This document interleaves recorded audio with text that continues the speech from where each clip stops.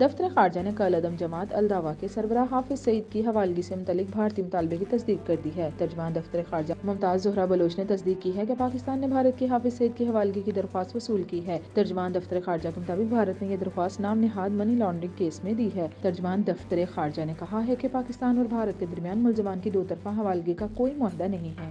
خیال رہے کہ گزشتہ سال لاہور کی عدالت نے غیر قانونی فنڈنگ کے کیسز میں حافظ سعید کو 31 برس قید کی سزا سنائی تھی۔ حافظ سعید اور ان کے ساتھیوں کے خلاف فنڈنگ کیس کا مقدمہ CTD نے درج کیا تھا، جبکہ اس سے قبل بھی انسداد دہشت گردی کی عدالت نے حافظ سعید کو 2 مقدمات میں 11 سال کی قید سنائی تھی۔ پنجاب پولیس کے اینٹی ٹیررزم ڈپارٹمنٹ نے حافظ سعید کو 2019 میں گرفتار کیا تھا۔ کاؤنٹر ٹیررزم ڈپارٹمنٹ کے ترجمان کے مطابق حافظ سعید کے خلاف انسداد دہشت گردی ایکٹ کے تحت مقدمہ درج کیا گیا تھا اور وہ ضمانت قبل از گرفتاری کے لیے لاہور سے گوجرانوالہ جا رہے تھے کہ انہیں گرفتار کر لیا گیا۔ حکومت نے فائنینشیل ایکشن ٹاسک فورس کے احکامات کی روشنی میں اقدامات کیے، جس کے تحت جماعت الدعوہ کے تمام ذیلی شاخوں کو بھی کالعدم قرار دے دیا گیا ہے۔ اس کے علاوہ پنجاب حکومت نے متعدد مدرسوں کو بھی سرکاری تحویل میں لے رکھا ہے۔